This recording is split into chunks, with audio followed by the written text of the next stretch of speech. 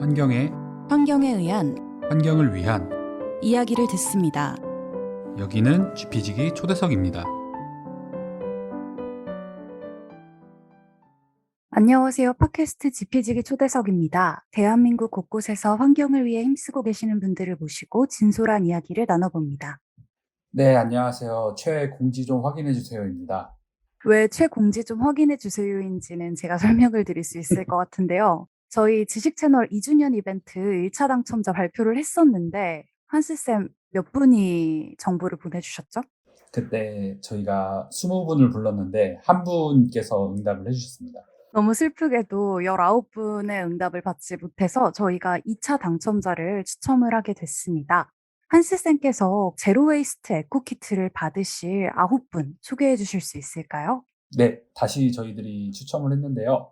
아이디 오미카엘님, 아이디 1064-6945님, 기타 치는 병아리님, 1046-1682님, 1067-9679님, 21시 11분님, 우리 팅하자님, 1064-8469님, 1064-8140님 이렇게 총 9분입니다. 네, 그리고 더피커 온라인 상품권을 받게 될 10분은요. 아이디 1066-7896님, 띵동사랑님, 라메스님, 1064-7694님, 1064-7424님, 토달봉님, 하수부님, 1066-9229님, 1064-7290님, 1067-9616님 이렇게 총 10분입니다. 이분들은 9월 12일까지 저희 GKR 이메일로 이름, 연락처, 주소를 전달해 주시면 되는데요. 조금 더 자세한 사항은 저희가 공지사항으로 한 번 더 안내해 드릴 수 있도록 하겠습니다. 네, 저희 팟빵 공지사항에도 있으니까 꼭꼭 확인해 주시고 바로 연락처도 남겨주시면 감사하겠습니다. 네. 올 여름은 장마, 폭염, 그리고 장마가 이어지고 있는데요. 특히 저는 더위가 많아서 에어컨을 거의 24시간 내내 틀었던 적이 많았는데 전기료가 생각보다 많이 나오지는 않았더라고요. 한스쌤도 전기료 걱정을 하셨던 걸로 기억을 하는데 어떠셨나요? 네, 제가 이사를 한 지 얼마 안 됐었는데 지금 집에 있는 에어컨이 시스템 에어컨이어가지고 에어컨이 인버터인지 정석형인지 구분이 안 되더라고요. 그래가지고 날씨는 정말 덥고 그런데 에어컨을 틀면서도 전기 요금도 되게 걱정이 되고 그리고 전기를 많이 쓰지 말자 이런 뉴스도 되게 많이 나와가지고 조마조마하면서 에어컨을 썼던 경험이 있습니다. 사실 저희만 걱정한 게 아닐 거예요. 아마 청취자분들 중에서도 이 폭염 시기에 뭐 탈원전 정책으로 블랙아웃, 즉 대정전이 발생할 수 있다라는 기사를 보신 분들이 꽤 계실 것 같은데요. 오늘은 탈원전 정책과 전력 수급 위기에 대한 사실관계를 알려주실 반가운 손님 그리고 또 굉장한 손님 두 분을 모셨습니다. 그러면 방송 광고 듣고 오늘의 손님 소개해 드리도록 하겠습니다. 지금은 기후 비상사태입니다. 기후 위기에 대응하기 위해서 재생에너지 중심의 경제 시스템으로 시급히 전환해야 합니다. 재생에너지는 탄소 중립을 위한 중요한 해결책입니다. 우리나라의 재생에너지 전환을 위해서는 여러분들의 관심이 필요합니다. 지금 바로 인터넷 검색창에 그린피스 기후를 검색하시면 쉽게 캠페인에 대해서 알아보실 수 있습니다. 네, 오늘은 탈원전 정책과 전력 수급 위기에 대해 다뤄볼 예정인데요. 장마리 그린피스 기후에너지 캠페이너 그리고 전영환 홍익대학교 전기공학부 교수님을 모셨습니다. 먼저 마리쌤부터 청취자분들에게 자기소개 부탁드릴게요. 네, 청취자 여러분, 안녕하세요. 오랜만에 인사드립니다. 참고로 꼭 말씀드리고 싶었던 게, 지난번에 칸노 한나 씨랑 후쿠시마 10주년 방송 남겨주신 댓글 너무 잘 봤다는 말씀 드리고 싶었고, 오늘은 국내 탈원전 캠페인을 소개하러 온 그린피스 장마리 캠페이너입니다. 오늘 전영환 교수님과 함께해서 녹음이 훨씬 더 기대가 큽니다. 네, 교수님께서는 지식 채널 첫 출연이신데요. 섭외 요청에 흔쾌히 응해주셔서 정말 감사하다는 말씀 드리고 싶고요. 청취자분들에게 자기소개 부탁드리겠습니다.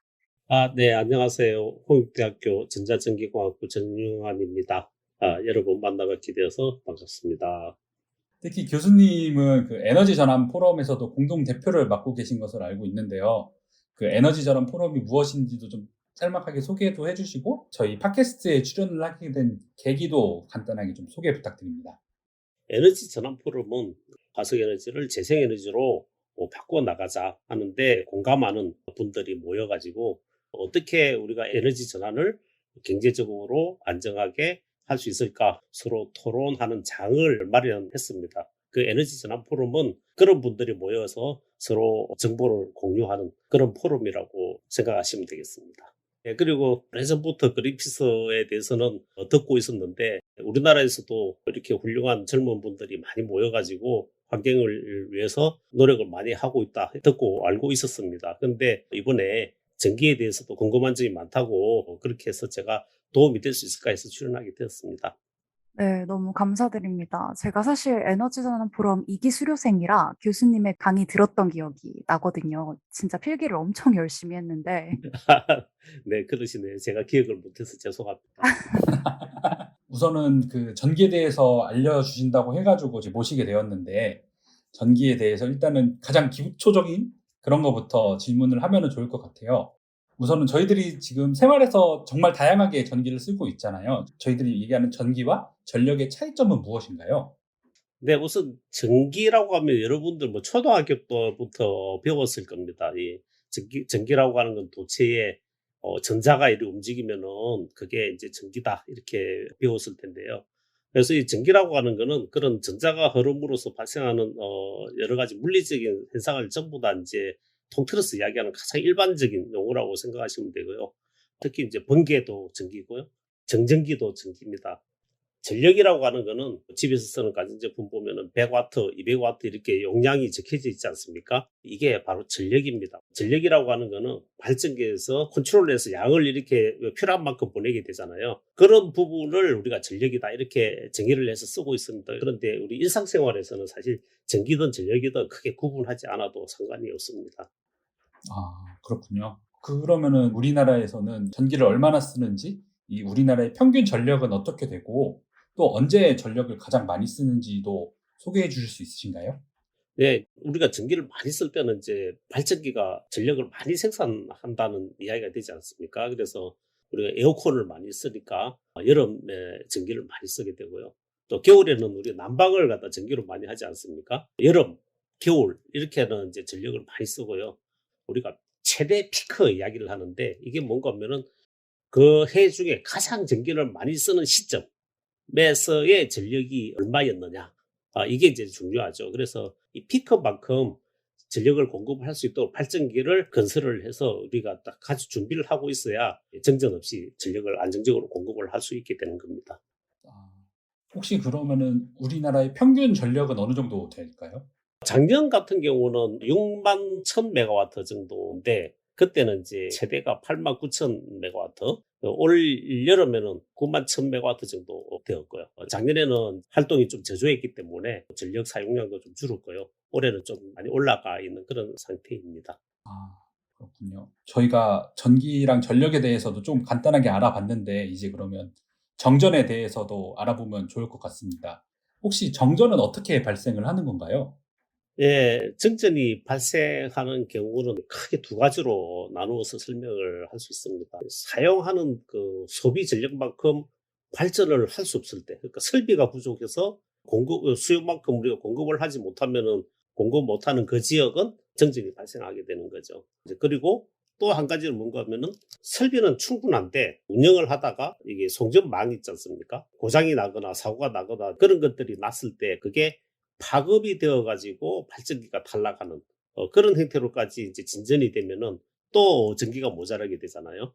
그래서 이제 크게 이 두 가지 형태로 생각을 할 수 있습니다. 그런 정전 사태가 올해에도 이제 일어날 것이다, 이런 보도들을 몇몇 기사들을 본 적이 있었거든요. 그 지금의 상황은 어떠한가요? 우리나라 이제 발전 설비는 부족하지 않게 이제 충분히 건설을 해 왔었습니다. 그런데 정전이 이제 올 거라고 이렇게 예측을 하게 된 거는 더워가지고 수요가 높을 텐데 발전기가 부족하지 않느냐. 특히 탈원전으로 인해 가지고 설비가 이제 모자란 거 아니냐. 이제 이런 우려가 있어가지고 나왔던 이야기입니다.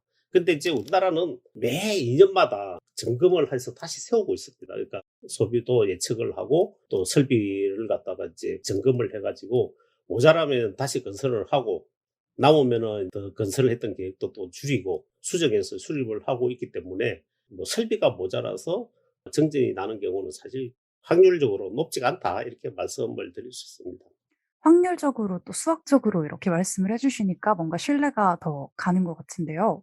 그 산업통상자원부가 지난 7월 1일 국무총리 주재 현안조정회의에서 여름철 전력 수급 전망 및 대책을 발표를 했었어요. 네. 그 올여름 전력 공급 능력이 이제 지난해와 유사한 수준이지만 코로나19 그리고 기상 영향, 아마 폭염 같은 걸 얘기하는 걸 텐데 이런 영향으로 전력 수요가 일시적으로 증가하는 데 대비해서 안정적인 전력 공급에 최선을 다하겠다. 이런 내용이었거든요. 근데 이 발표가 나오고 나서 일부 언론이 탈원전으로 7월 말에 대정전이 발생할 수 있다라는 내용의 좀 기사를 보도하기도 했었어요. 네. 7월 초에 산업통상자원부 발표 이후부터 8월 초 한 달간의 보도량을 저희가 살펴보면 사실 뭐 몇몇 언론이나 일부 언론이란 말이 사실 충분한 표현이라고 보이지가 않아요. 왜냐하면 탈원전 정책으로 대정전 위기라는 내용으로 보도된 기사가 해당 기간 동안 500건이 넘었어요. 저희가 추산해 본 결과. 그런데 같은 기간에 전력 위기는 실제한가? 그리고 그것이 과연 탈원전 정책 때문인가? 이제 이렇게 전문가들의 분석이나 팩트를 담은 기사는 한 자릿수에 불과했습니다. 한 자릿수와 세 자릿수면 정말 차이가 어마어마한 것 같은데요. 이 산업부의 발표를 자세히 살펴보면 전력 수요가 급증할 때 공급 능력이 약 97.2기가와트, 그리고 이때 최대 전력 수요가 93.2기가와트, 그리고 최저 예비력이 4.0% 이렇게 추산을 했더라고요. 교수님이 예비력이 무엇인지, 그리고 이 예비력이 필요한 이유는 무엇인지 궁금하거든요. 예비력이라고 하는 게 우리가 남는 전기다 이렇게 이야기를 하지만은 사실 정확하게 말씀을 드리면은 발전기가 발전을 할 수 있는 여유를 말합니다. 우리가 얼마만큼 여유 발전기를 더 가지고 있느냐. 예를 들어서 네. 지금 수요가 이제 1000메가와트인데 1000메가와트 발전기가 11대가 있으면은 그럼 10대는 수요를 공급하고 한 대는 비지 않습니까? 네네. 그러면 이 1000메가와트가 예비력이 됩니다. 그래서 이제 우리가 예비력이라고 하는 거는 남는 전기라기보다는 필요할 때 더 만들 수 있는 여유 발전기의 용량, 이게 이제 예비력이 되겠습니다. 뭔가 이제 비축해 놓는, 그렇죠. 언제든 필요할 때 쓸 수 있는. 네. 그래서 이제 이게 예비력이 필요한 경우는 어느 경우인가 하면은요. 수요만큼 공급을 해야 되잖아요. 근데 이제 수요가 갑자기 예상보다 더 많이 증가를 했거나 아니면은 수요는 그대로 있는데 발전기가 갑자기 한 대 고장이 났거나 그랬을 때 여유로 가지고 있는 발전기가 이제 그 대체를 할 수 있어야 뭐 공급을 제대로 할 수 있잖아요. 그래서 이제 그런 경우에 대비해서 수요가 예상보다 많이 증가했을 때 혹은 발전기가 공급을 할 수 없을 때 여유로 가지고 있는 것들이 있으면은 그 용량만큼 예비력을 이제 가지고 있게 되는 거죠. 이 산업부가 발표한 수치에는 그 예비력을 최대 10% 정도 높일 수 있는 태양광, 풍력, 그리고 수요 반응 자원 DR이라고도 표현을 하죠. 예. 이 세 개의 발전량이 포함되지 않았다고 들었거든요. 그래서 우리나라의 예비력은 좀 충분한 상황인지 아닌지에 대한 좀 논쟁이 있었던 것 같아요. 그래서 이제 예비력을 이러한 발전기는 이제 예비력으로 산정을 한다는 기준이 있습니다. 그래서 전체 공급할 수 있는 발전기량에서 수요량을 빼면은 그게 이제 예비력이 되는데 그 외에도 지금 우리나라 같은 경우는 그 예비력에 수요 반응 자원 DR 발전량이 포함이 되어 있지 않았습니다. 그래서 이제 DR까지 이렇게 포함을 시키면은 훨씬 많은 양이 준비가 되어 있는 것이죠. 사실 실제로 문제가 생겼을 때 공급할 수 있는 여유 분량은 수치보다는 훨씬 많았었습니다. 그래서 이제 크게 문제가 없었던 상황인데 그게 이제 부족하다 이렇게 하니까 여기저기서 이제 받아가지고 부족하다고 이제 했던 것 같아요. 그래서 그런 부분들은 좀 알아보면은 그냥 금방 알 수 있는 내용들이었는데 좀 우려한 내용들이 이 사실하고 좀 다르게 과장이 되어서 기사에 나왔던 게 아닌가 이렇게 생각이 듭니다. 교수님 말씀을 들어보니까 좀 아쉽네요. 그렇게 쉽게 좀 알 수 있는 사실을 좀 왜곡해서 보도를 했다는 게. 네, 그리고 아까 교수님께서 DR 수요 반응 자원이라는 것도 말씀을 해주셨는데 혹시 이 수요 반응 자원이라는 용어가 무엇인지 청취자분들에게 좀 설명해 주실 수 있으신가요? 수요라고 하는 건 소비자가 원하는 만큼 발전 설비를 갖추어서 공급을 하는 그런 형태로 지금까지 운영을 해왔는데, 그러다 보니까 여름철에 갑자기 아까 피크 이야기 했었잖아요. 가장 많이 쓸 때. 그때는 사실은 1년 중에 몇 시간 안 됩니다. 하루 피크라고 치면은 한 8시간 또 안 되는 시간 동안 이제 피크가 나오는데, 그때도 전력을 공급하기 위해서 이제 발전기를 지으면은 그 발전기는 1년 중에 8시간 돌리기 위해서 이제 발전기를 건설하는 게 되잖아요. 그러면은 이제 이 발전기를 유지하는 데 비용이 들기 때문에 상당히 비싼 발전기가 됩니다. 그러니까 경제적이지 못한 거죠. 비효율적이네요, 굉장히. 그렇죠. 그런 경우는 그 8시간 동안 꼭 필요하지 않은 우리 소비를 줄여가지고 대처를 할 수 있다면 그게 훨씬 경제적이지 않겠습니까?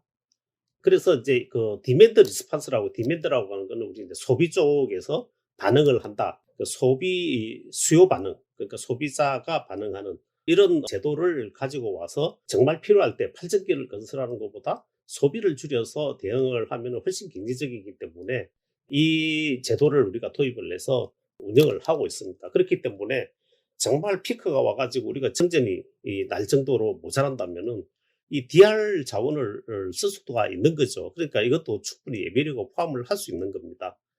그런데 이제 이 DR을 쓰면은 더 문제가 생기는 게, 또 이제 그러면은 신문지상에서 전기가 모자라서 DR을 썼다, 이렇게 또 이제 막 기사가 나오게 되는 거죠. 근데 이게 사실 DR이라고 하는 거는 처음 설비 계획을 할 때부터 DR을 쓰겠다고 계획을 한 거잖아요. 그러니까 DR을 쓰는 게 정상인 거죠. 네. 그럼 DR을 안 쓴다는 이야기는 무슨 이야기인가 하면요, 설비가 남는다는 이야기죠. 그죠? DR을 안 썼다는 이야기는 설비가 남는다는 이야기는 무슨 이야기인가 하면요, 설비를 과다하게 우리가 가지고 있어서 경제적으로 보면은 오히려 비효율적인 그런 형태로 이제 운영을 하고 있다, 이렇게 설명을 할 수 있습니다. 그런데 발전 설비를 한번 건설하겠다고 그러면 이제 5년에서 10년 정도 걸리잖아요. 근데 이제 그 수요를 예측을 쭉 하는데 그 수요가 항상 그 오차가 발생하게 되기 때문에 연 단위로 보면은 계획했던 것보다 예비력이 좀 모자랄 수도 있고 남을 수도 있고 계속 그렇게 가는 거예요. 그러니까 설비 계획을 15년을 하니까. 그럼 이제 어떤 때는 좀 모자라고 어떤 때는 좀 남고, 이게 당연한 건데, 이걸 매년 올해는 너무 남아가지고 설비 계획을 과다하게 해서 남는다고 신문지상에서 이제 공격을 하고, 그 다음에 가면은 또 이제 막 여름에 더워가지고 이제 예비력이 좀 모자라면은 또 모자란다고 또 막 난리를 하고, 이렇게 합니까? 이제 이 계획은 그 15년에서 그 더 장기적으로 계획을 하고 있는데, 매년 그렇게 이야기를 하는 게 사실 이게 안 맞는 거죠. 그 언론에서 이렇게 그 감시를 하는 거는 상당히 좋은 거긴 하지만, 이 매년 일희일비하게 만드는 것도 좀 문제가 있지 않나, 이렇게 이제 생각이 듭니다. 설비 계획의 그런 특성을 잘 이해를 해서 이 장기적인 관점에서 보고 이야기를 하는 게 맞지 않나, 그런 생각이 듭니다. 네, 교수님께서 일희일비하지 않는다라고 얘기를 해주셨는데, 그만큼 전기 수급에 대한 뉴스들이 전부 제각각이다 보니까 그린피스에서 지난 8월 2일 날 전력 수급 위기와 탈원전 무엇이 팩트인가를 주제로 토론회를 개최했었습니다. 마리쌤, 이번 토론회를 기획한 이유는 무엇인가요? 앞서 말씀드린 것처럼 가짜 정보 보도가 정말 우려스러울 정도로 많아서 저희가 긴급하게 이제 토론회를 구성하게 됐어요. 기억해 보시면 당시에 코로나 4단계까지 가서 게다가 폭염이 겹쳤기 때문에 정전이 날 수 있다라는 신호는 시민분들께는 그러면 이렇게 더운 날 에어컨도 선풍기도 못 켠단 말이야? 이런 불안을 갖게 하는 거죠. 그래서 저희가 전문가분들을 다 모시고 이 탈원전이 아니라 오히려 원전을 많이 가동하는 지금의 현실, 전력이 부족한 게 아니라 전력이 과다한 현실이 오히려 대정전을 일으킬 위험이 크다라는 부분을 알리고 싶었고요. 가짜 정보가 이렇게도 넘친다면 도대체 왜, 어떤 이유에서 그런 가짜 정보가 나오는지를 시민 여러분들도 정확히 아셔야 된다고 생각했습니다. 그래서 결국은 배경에는 전력 부족으로 대정전 위기가 있으니까 더 많은 원전이 필요하다라는 그 논리를 구성하기 위해서 가짜 정보가 많은 거라고 저희는 분석하고 있어요. 혹시 교수님께서는 이번 토론회에 어떤 이유로 참석을 하게 되셨는가요? 같은 이유입니다. 탈원전이 전력 수급의 위기에 이제 원인이 된다 하는 이제 이야기가 나왔는데, 우선 두 가지 측면을 보면은요. 탈원전 정책이라고 하는 게 사실 원전 발전기를 다 빼는 게 아니고, 수명이 다 된 발전기는 빼고, 새로 건설하는 발전기는 더 이상 계획을 안 하고, 지금 짓고 있는 발전기까지 해서 수명까지 제대로 활용을 한다. 이게 이제 원전 정책이잖아요. 그쵸. 원전 자체만 보면은 계속 이제 용량은 증가하고 있는 상태고요. 그래서 탈원전을 한다고 해서 정전이 발생한다고 하는 거는 도대체 논리적으로 맞지가 않는 거죠.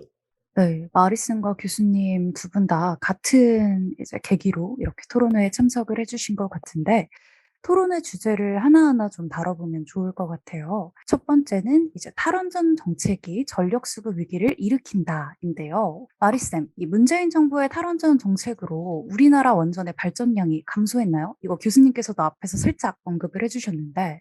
네, 사실 교수님께서 말씀해 주신 부분이 전부인데요. 우선은 2017년 문재인 정권이 들어서면서 탈원전 정책이 위시됐지만 실제로 한 전문가는 한국에는 탈원전 정책은 없다. 시작도 되지 않았다라고 비평하기도 했어요. 이유는 말씀하신 것처럼 24년이 되면 우리나라 가동 중인 원전이 역대 최대의 숫자가 되거든요. 그러니까 탈원전 정책을 실행하고 나서 수년이 지난 뒤에도 오히려 원전 발전량은 역대 최대가 되는 상황인 거죠. 반면에 신규 건설 허가, 그리고 건설 완료돼서 전력망 안으로 들어오는 원전이 더 늘어나게 되는 거죠. 그래서 탈원전 정책으로 현재 우리나라 원전 발전량이 감소했냐? 그렇지 않습니다. 이 2024년까지 원전 발전량이 계속해서 증가할 것이라는 사실이 정말 놀라운데, 이 계획 예방 정비 기간이라는 게 있잖아요. 그 원전이 가동되지 않고 이제 원전을 좀 살펴보는 그런 기간인데, 이 기간이 증가했다는 주장도 있었어요. 당일 그 한수원과 원안위 관계자들도 토론회에 참석했어요. 그래서 사실 뭐 코로나 때문에도 그렇지만 그런 그 토론회 장소에 잘 참석하지 않으시는 편인데, 참석하셔서 하시는 말씀이 너무나 잘못된 보도, 너무나 사실과 다른 보도가 많아서 토론회 자리를 빌어서 올바른 정보를 공유드리기 위해서 나왔다라고까지 이제 실제 언급을 하셨거든요. 사실 한수원과 원안이라면 정말 직접적으로 관련이 있는 분들이잖아요. 그렇죠. 그래서 밝혀주신 이야기는 실제로 계획 예방 정비 기간이라는 게 매년 산업부와 한수원이 임의 결정을 하게 되고, 혹석이나 혹한기에 대비해서 원전의 수급을 조정하는 것 자체가 지금 현재 상황에서는 불가능하다. 그래서 탈원전 정책 때문에 갑자기 발전량을 줄이거나 혹은 폭염 때문에 갑자기 신규 원전을 뭐 조기 가동하거나 이런 일은 어렵다는 거죠. 그리고 두 번째로 더 중요한 것은 그 현재 정비 기간이 예정보다 길어진 원전들이 있어요. 이걸 두고 탈원전 정책 때문에 의도적으로 정비 기간을 늘렸다라고 하는 공격에 대해서, 잘못된 그 정보에 대해서는 이 원전 안전성에 치명적인 핵심 설비들의 고장이나 결함이 정비 기간이 더 지연된 이유라고 설명을 했고, 그러니까 어떤 고장이나 결함이 있었냐. 예를 들어서 한빛 4호기의 경락 건물에서 구멍이 발생했던 사건. 그래서 한빛 4호기는 계속 가동이 지금 정지되어 있는 상황이고요.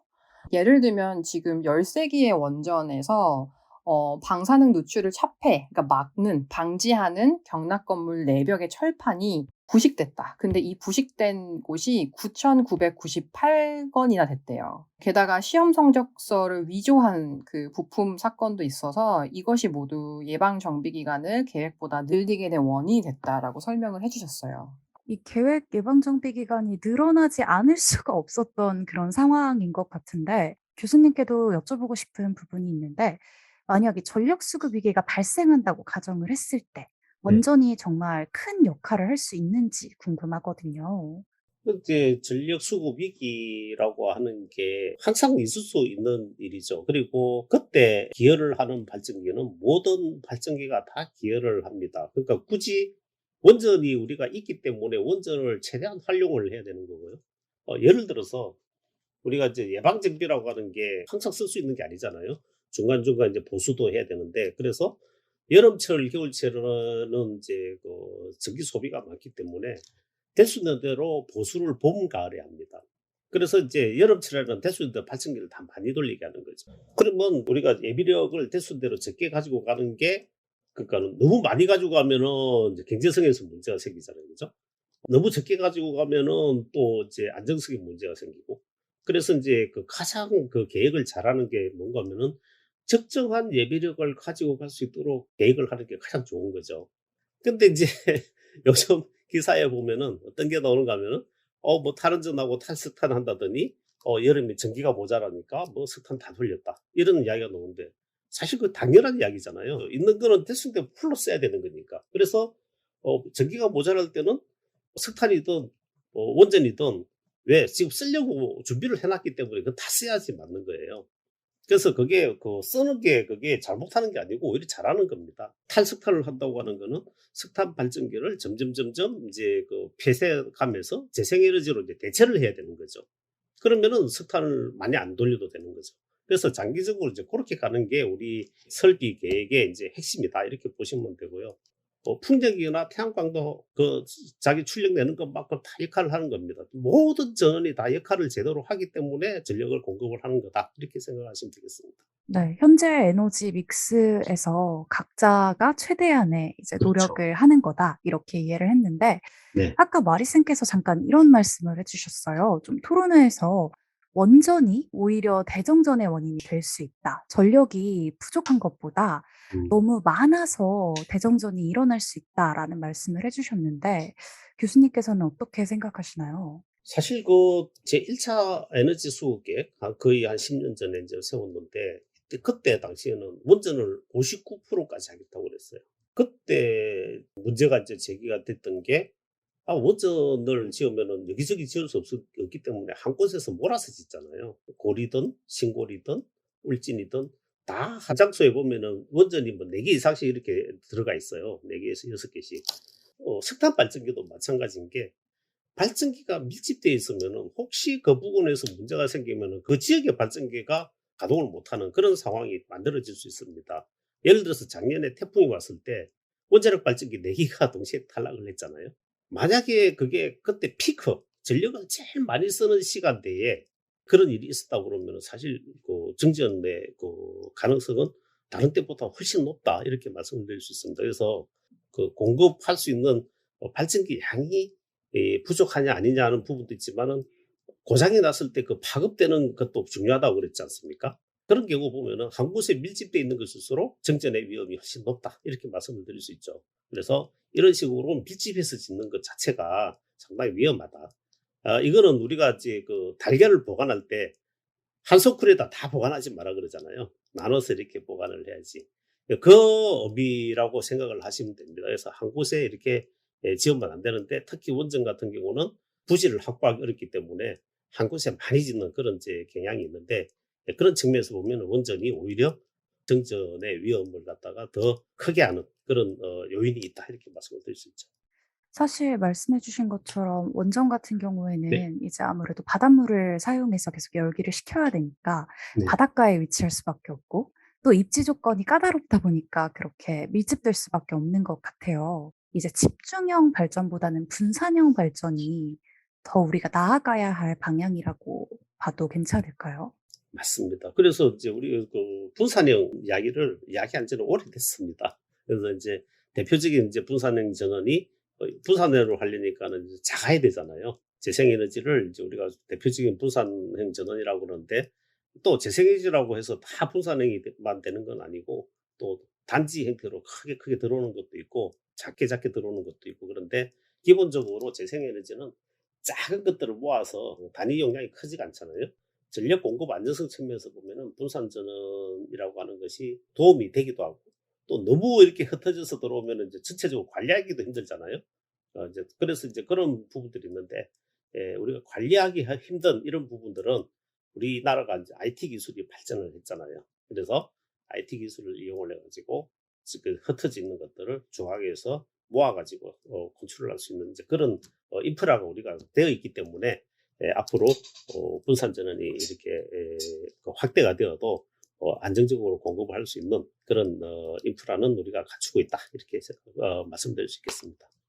안정적인 전력 공급을 위해서는 오히려 분산형 전원이 더 필요하다라는 말씀을 해주셨는데요. 마리쌤, 이 원전을 대정전의 원인으로 보는 해외 사례가 또 있다고 들었어요. 네, 토론회 당일에도 그 에너지 전환 포럼의 전문위원 한 분께서 상세하게 소개를 해주셨는데요.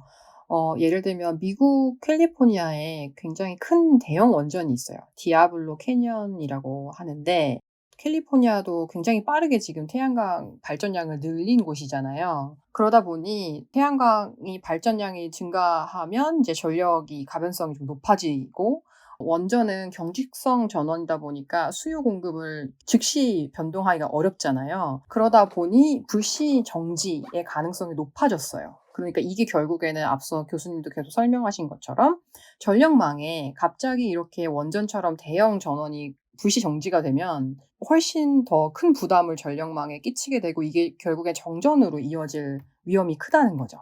또 하나 추가적으로는 그 한국과 유사한 전력 계통을 가진 경우에 영국이 있는데요.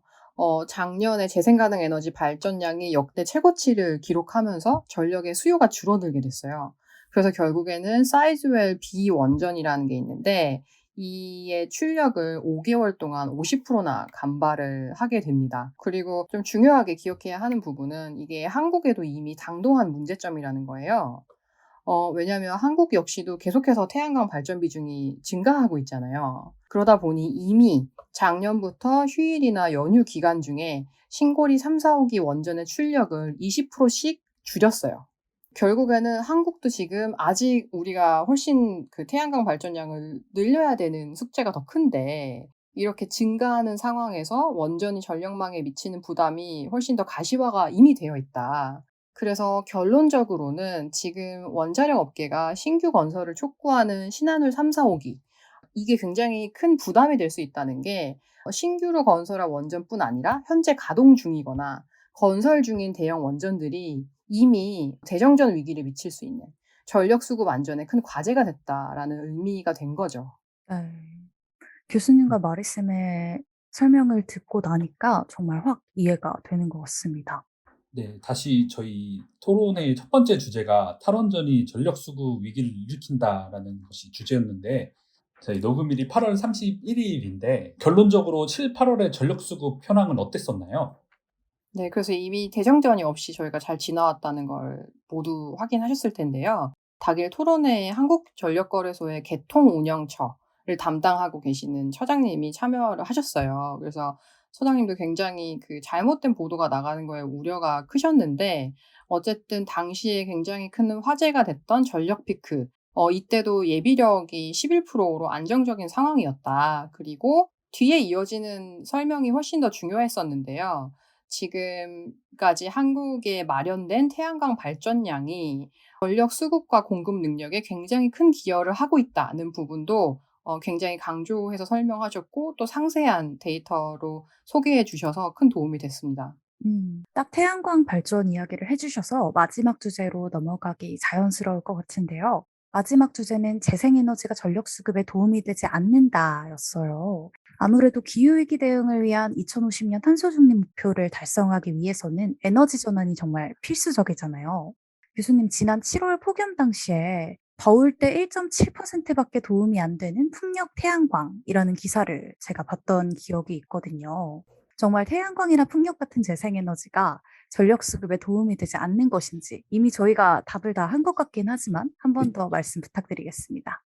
태양광이든 풍력이든 출력이 일정하지 않다 하는 게 이제 그 가장 대표적인 단점인데 그것 때문에 이제 많은 공격을 받고 있지 않습니까? 그런데 태양광하고 풍력이 보면은 그 자기 설비 용량의 80% 이상도 나옵니다. 작년 같은 경우 우리 보면은 태양광 풍력 해가지고 한 20기가와트, 2만 메가와트 정도 용량이 있는데 이게 그 조그만하게 이제 그 들어간 것들은 이게 통계에 잡히지가 않고요.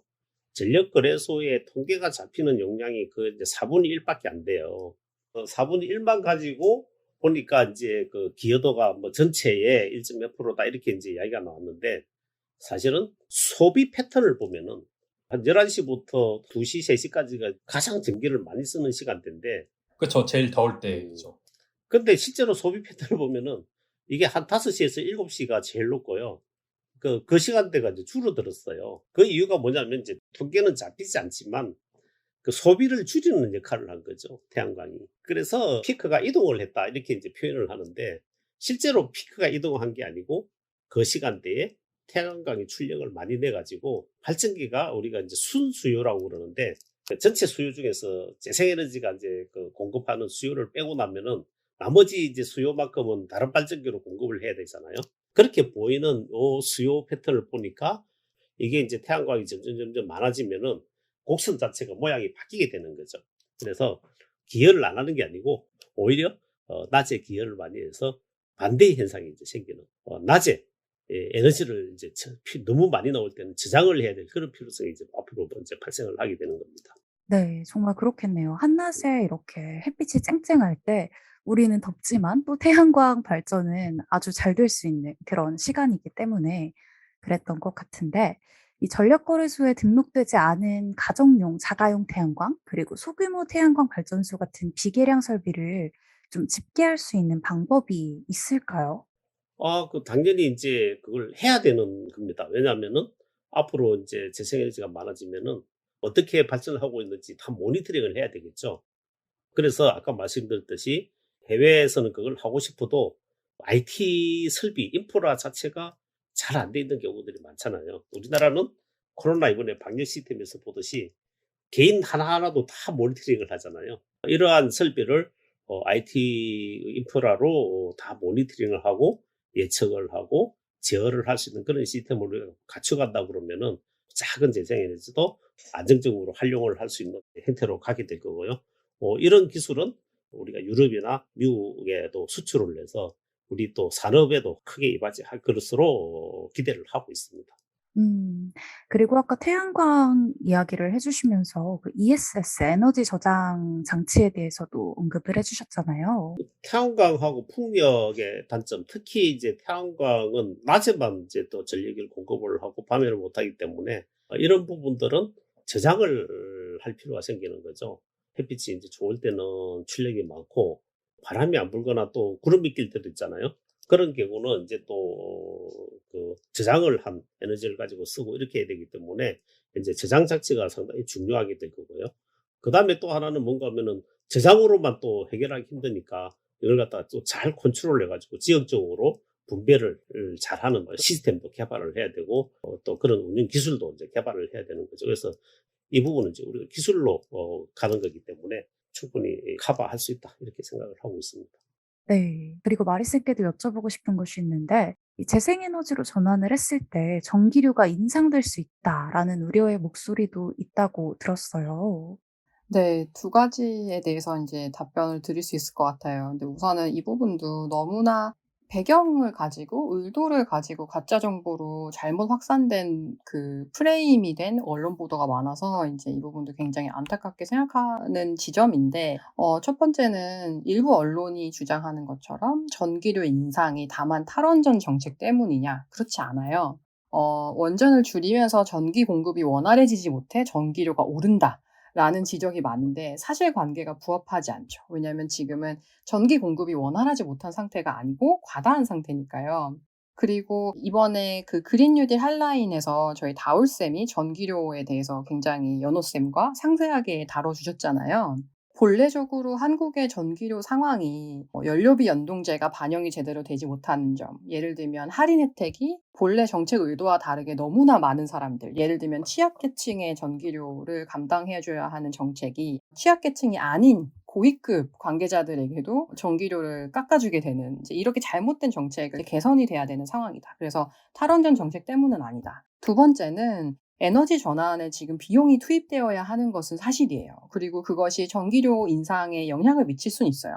근데 다만 저희가 심각한 기후위기를 막기 위해서 석탄 화력이나 가스를 단계적으로 폐지하면서 태양광이나 풍력같이 새로 유입되는 이 발전원에 초기 투자비가 들어가는 것은 사실이고, 예를 들면 뭐 재생가능 에너지에 보조금을 주기도 하고, 또 석탄이랑 원전 기존의 중앙 집중형 전력 시스템을 아까 말씀하셨던 분산형으로 만들면서 교체되는 비용. 이제 이런 것들이 다 우리가 지금 당도한 기후위기를 해결하기 위한 앞으로의 삶을 더 안전하게 살아가기 위한 비용인 거죠.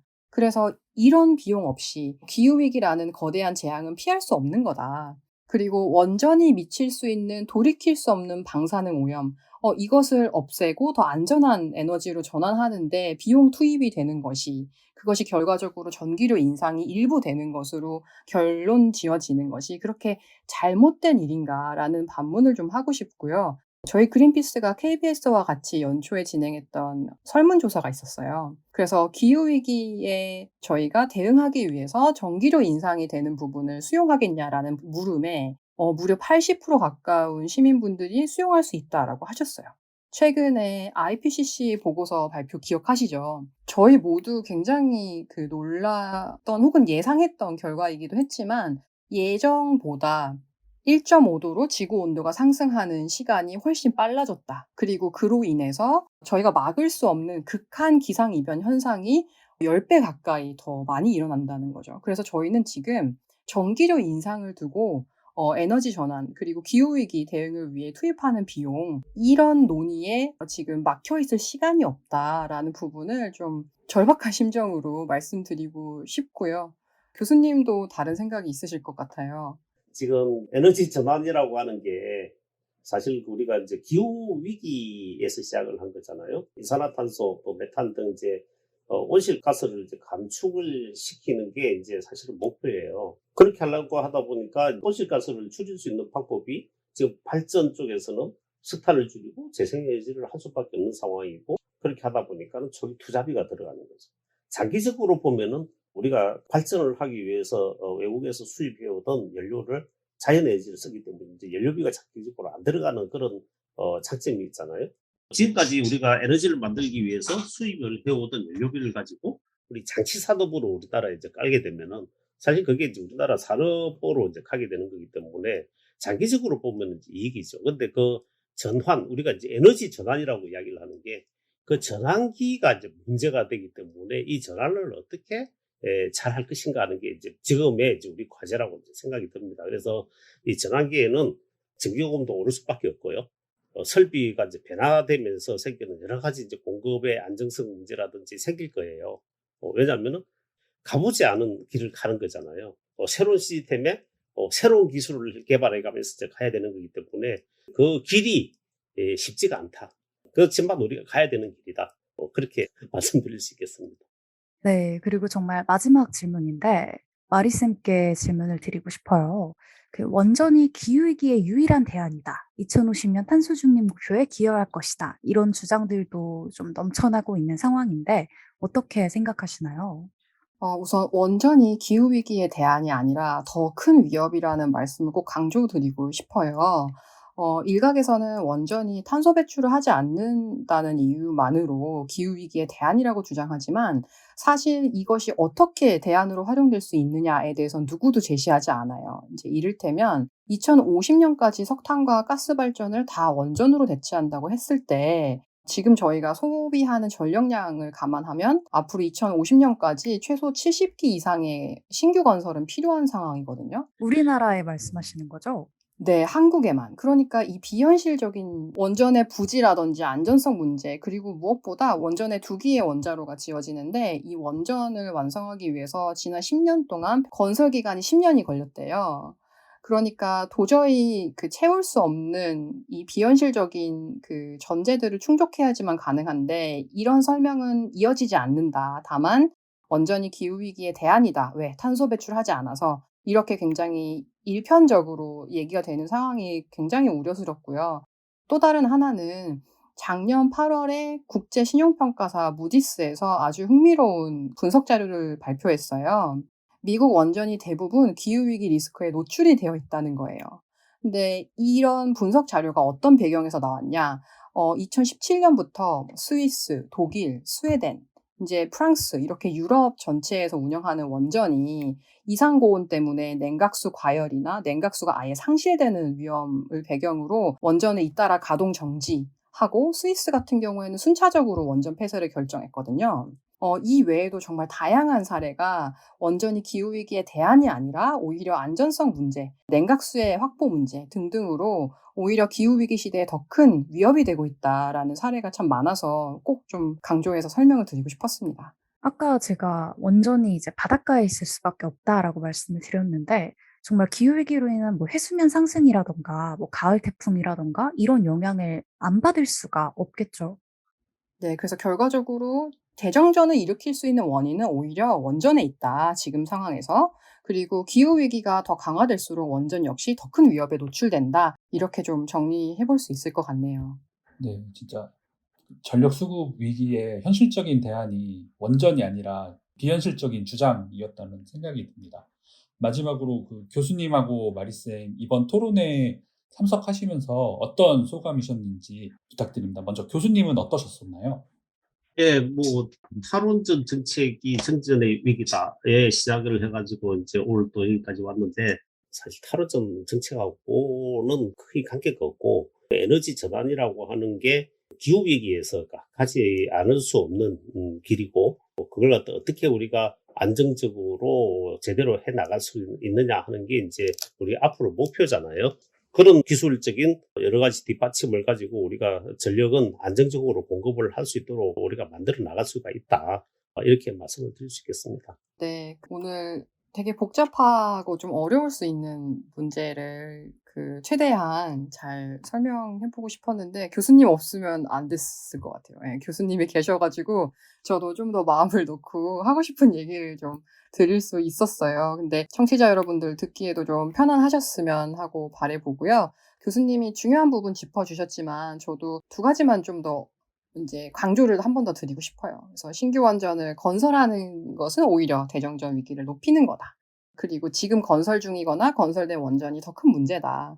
또 기후위기 시대의 원전이 더 큰 위협이 될 수 있다. 마지막으로 전력 위기는 없었다. 네, 이렇게 소감을 좀 정리해 볼 수 있을 것 같습니다. 네, 오늘은 탈원전 정책과 전력 수급 위기에 대해 다뤄봤는데요. 이 주제에 관심을 가지고 계셨던 분들의 궁금증을 좀 시원하게 긁어줄 수 있는 시간이 아니었나 생각합니다. 그럼 방송 광고 듣고 마무리하도록 하겠습니다. 그린피스 자원봉사를 만나고 자원봉사가 재밌어졌다. 그린피스 자원봉사 함께하고 좋은 변화가 시작됐다. 플라스틱 제로 해양보호부터 기후위기 대응까지. 그린피스 자원봉사자는 환경보호 메시지를 널리 알리기 위한 다양한 캠페인을 함께 만들어갑니다. 지구를 위한 긍정적인 일을 시작하고 싶으시다면 지금 바로 검색창에 그린피스 자원봉사를 검색해 자원봉사자로 등록하세요. 네, 오늘은 원전과 전기 전문가 두 분을 모시고 탈원전 정책과 전력 수급 위기에 대한 사실관계에 대해 이야기해봤는데요. 마리쌤, 오랜만에 팟캐스트 출연인데 어떠셨나요? 후쿠시마 오염수를 통해서 원전 위험성에 대한 시민분들의 우려가 훨씬 높아졌잖아요. 그래서 지금이 우리가 왜 탈원전이 더 필요하고 더 강화돼야 되는지 설명드리기 굉장히 좋은 시점이라는 생각이 들고요. 또 차기 정부에서도 탈원전 정책이 고수되고 쭉 이어지고 또한 더 빨라져야 한다. 이 부분을 왜 그렇게 해야 되는지 설명드리고 함께 하실 수 있는 시민분들 더 저희가 찾아뵙고 가까이 하는 것이 이번 캠페인 목표입니다. 그래서 더 자주 나오는 것을 목표로 해야 할 것 같습니다. 네, 교수님께서는 오늘 녹음 어떠셨나요? 사실 우리가 에너지 전환을 하는데 원전은 크게 중요하지가 않다. 이런 대형이고 경직적인 원전을 만약에 계속 건설한다고 그러면은 그냥 자초자산이 될 수밖에 없다. 이렇게 말씀드릴 수 있겠습니다. 네, 한스쌤도 소감 공유 부탁드립니다. 네, 전 오늘 되게 공부하는 마음으로 마리쌤과 교수님의 말씀을 받아 적었고요. 인상 깊었던 말이 한 바구니에 계란을 모두 두지 말라는 말이 재테크에서 굉장히 많이 쓰이는 표현인데 에너지 전환도 재생에너지를 통해서 좀 더 분산해서 발전할 수 있어야지 안정성이 좀 높아진다. 약간 이런 말이 되게 인상이 깊었었고 그리고 또 교수님이 쉽지 않은 길이지만 가야 하는 길이다라는 말이 되게 오늘 와닿는 말이었던 것 같습니다. 그래서 오늘의 마지막 한마디를 이것으로 정리하고 싶고 기억하면 되게 좋을 것 같습니다. 네, 저는 오늘 녹음을 통해서 좀 가짜뉴스의 실태에 대해서 많은 고민이 됐던 것 같고요. 또 기후위기 시대의 에너지 전환이라는 건 우리가 반드시 가야 하는 길이다라는 말씀이 좀 기억에 남았습니다. 오늘 끝까지 함께 해주신 청취자 여러분, 그리고 함께 해주신 전영원 교수님, 마리쌤, 한스쌤, 감사합니다. 감사합니다.